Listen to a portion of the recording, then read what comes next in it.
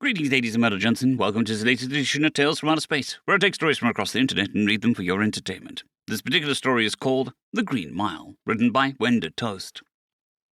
Serpol Station was a bucket of bolts circling a gas giant.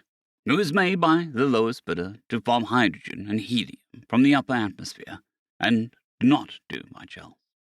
It was home to a skeleton crew of 40 beings, a mix of humans and aliens alike. Amenities were sparse, barracks cramped, and food mediocre. But for the underpaid workers, it was home. Of the 40 workers, there were 4 reactor techs, a beanpole of a man in his early 30s, Malkoy, a stocky amphibian, Noi, a mouse-like woman, and Pakwok, Noi's husband and head engineer. The days were long and repetitive, managing a reactor and adjusting output to keep the station running optimally. The only break is the occasional spacewalks to check the aging radiator fins. The reactor, an RK-class portable fusion pod, was the first of its kind for humanity to produce. It was also currently the cheapest and easiest to mass produce. Pakwok was filling out his usual requisition request, asking for an easier-to-maintain reactor pod, one that didn't have the risk of cooling fins detaching or runaway reactions. He hit send, knowing that it would probably be ignored like the rest of the requests he'd put in. But he figured it was worth a shot every time. He was leaning back in his chair, looking out the small porthole, when his worst nightmare occurred. He watched with pure horror as a stray piece of debris, a tethering cable of some sort, crashed into the long reactor fin. It acted like a chain shot, wrapping around and tearing most of the radiator clean off. Alarms began to blare as he watched the white mist of coolant spray from what remained of the radiator. Horror filled his heart as he watched the pressures drop and temperatures begin to rise. Elijah, Noi, and Malkoy ran into the control room, and 4 of them crowding around the porthole. Pakwok slipped the emergency console and shoved the key he kept around his neck into it. He was trying to activate the emergency jettison system. Looking at the reactor, nothing happened. The explosive bolts that were supposed to release the reactor had long ago been replaced with normal ones. It saved the corporation 0.15 creds per bolt and doomed the 40 residents to being turned into space dust at best, and a painful death by radiation poisoning at worst. The 4 knew they had to do something. The reactor was attached to a 1,600-meter support arm, the normal detachment controls being at the end of said arm. Normally, the reactor would be powered off so it could be removed or replaced, but these were desperate times. Malkoy, without a word, moved to the airlock.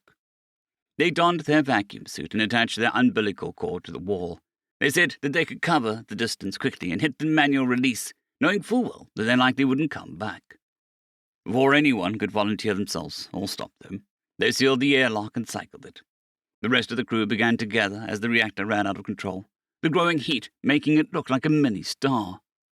Malkoy began their ascent, putting themselves along the scaffolding of the arm. When they were only 500 meters of the way to the reactor, their mucus-coated skin began to tingle, feeling like millions of needles prickling them at once. They tasted metal in the back of their mouth, and their head began to pound. 1,000 meters in, and they started losing their sense of direction, their vision going double, and the bile built up in the back of their throat. All they could do was watch in horror as they slowed down, their arms going weaker by the second. By the 1,400-meter mark, they were dragging themselves, like a lack of comms making things all the worse. The crew could see them silently dying, alone in space, desperately trying to save them. They went still. Loved ones hugged each other. Friends spoke of each other, about it being a pleasure to work and live alongside them for all this time. Many resigned themselves, waiting for their turn to suffer Malkoy's fate, or to be taken in a blinding white flash. Elijah gripped his fist, his knuckles turning white. He marched to the airlock, pushed past the people he had lived with for the past 4 years. The room goes silent. "I lived here and worked here with you all for so long. I know what you all have to go back to, and I don't have that. You're all my family, and I can't let things end like this." Elijah turns on his heel and steps into the freshly cycled airlock. He dons his vac suit, attaches his umbilical, and steps into the void. It was even worse than Malkoy had first tried, the reactor running farther and farther out of control. He could see the metal of the scaffolding slowly change color as it heated up. He started putting himself up, already feeding the pins and needles 300 meters into the ascent. He pushed through, tasting pennies as he reached the 500-meter mark. He could feel the heat on his face, the growing white light of the reactor stinging his eyes. He pressed on, knowing that his family depended on it. Things only grew worse, his skin turning from tingling to burning, blisters appearing all across his front of his body. He could feel his cells melting, his muscles aching, and as he dragged himself forward, fighting the primal urge to turn back. He hit the 1,000-meter mark, blood running down his nose as his vision went double. His skin felt like it was falling off of him, sticking to the polyester lining the suit. He swallowed his bile, tears mixing with blood running down his face. In the blinking white of the reactor, he saw them. His daughter and husband, arms outstretched, waiting for him. He had to meet them before they went away again. Fighting through bleeding gums and searing pain, he pulled himself past Malkoy's body, still clinging to the scaffolding. He didn't even notice them, the vision of his waiting family driving him forward. As he hit the 1,400-meter mark, he couldn't see any more, his eyes being too badly damaged and the corneas seared. He could hear them. Their voices were calling him forward, through the ringing of his ears. A smile grew across his face, as blood and bile floated in his helmet. He madly dragged himself towards the light and heat. He could hear his husband's voice the first time they hugged, feel the warmth of his daughter lying on his blister-ridden chest, hear the call of his mother beckoning him home. 1,500 meters out, and he felt like a kid again, running to hug his mom after she came home from work. He was almost to her, but something was holding him back. As terminal lucidity set in, he tore at the suit, the umbilical cord having gotten snagged on the way up. He was so close. He could hear his mother calling him, feel her presence near him. He needed to get to her. He saw her, looking up at her, and he tried to hug her leg. He shot forward, tearing the umbilical cord from his suit, arms driven by pure desperation. As he looked forward, he saw his mother, husband and daughter, all waiting for him, arms outstretched, welcoming him home. He crashed into the release lever, shattering his visor. The lever lurched forward, releasing the cables and locks holding the reactor onto his station. He felt the warm embrace of the people he loved and lost as he floated with the reactor, the gas giant drawing them both towards it. Within the station, the light flickered. Vital systems switched to battery backup and solar arrays. The crowd was silent as they watched Elijah's body float away from them with the reactor. A bloodied smile dawned on his face. End of story number 1. Story number 2. Necessary maintenance written by Nucleus Eta NVM. To the left, a little more. No, easy, and... perfect. Hannah opened her claws and released the jewel-encrusted golden ark. She flew next to her companion, whose gaze marveled at the treasure pile he'd been helping her put together for the past decades. Her own gaze had not the same sense of wonder, but skepticism, with a hint of remorse. Now what? Now we wait. Was that really necessary? How's your back? Still killing me, and my wings are as stiff as they'll ever been. Yeah, you've put off for too long. You need to get your acupuncture on every couple of centuries or so. But all of that's a lot of treasure I took from the human hands. I'm sure an awful lot of people put an awful lot of work into it. You could have kidnapped a young princess. That would have attracted its fair share of eager princess. Ew, I'd rather not associate with grown men after 16 years old, thank you very much. Understandable. Plus, I'd have to put up with the spoiled teenage royalty. Ain't nobody got time for that.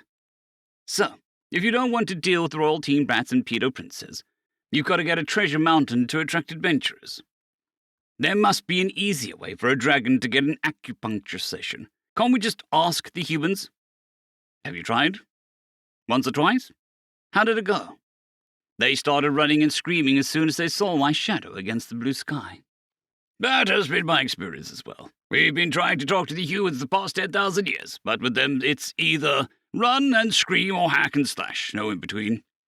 Out of all the princesses kidnapped throughout the millennium, there hasn't been a single one who took the time to talk to one of our kind.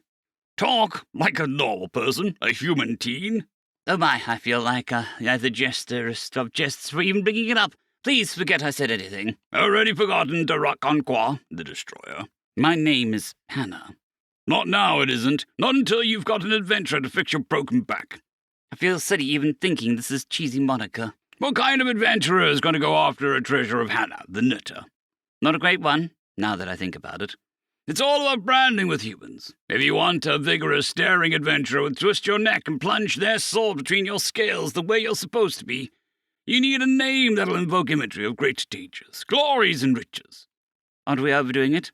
If I seemed that dangerous, wouldn't the humans put together an army with tactics, strategy, and weapons that don't require being within fire-breath range? They could do that, but when have you ever seen a human do thinking, planning, and training, when grabbing a sword and YOLOing into the jaws of death is an option? It does seem pretty unhuman-like. You're young. I remember the first time I went after a Cairo knight. I know it feels odd and needlessly complicated, but trust me, it works. You put up a treasure mountain in the depths of your dungeon, let news of your raid spread throughout the land, and in no time a human waving a metal stick will be in front of you, ready to stab at tense muscles and stiff joints away for the next couple of centuries. Thanks, Jeff. Couldn't have done it without you. Call me Argon, the Eastern Scourge. It's time I go after a Cairo knight myself. End of story.